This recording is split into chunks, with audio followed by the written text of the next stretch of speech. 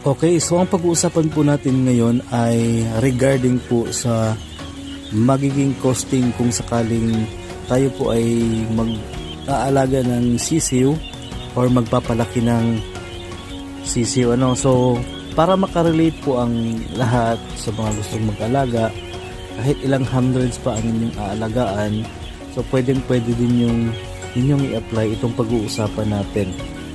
So magkakaroon lang tayo ng example or state based on actual pa rin po ito sa 100 pirasong sisiw, kung magkano nga ba ang costing or magiging gastos kung sakaling 100 pirasong sisiw ang ating alagaan. Okay?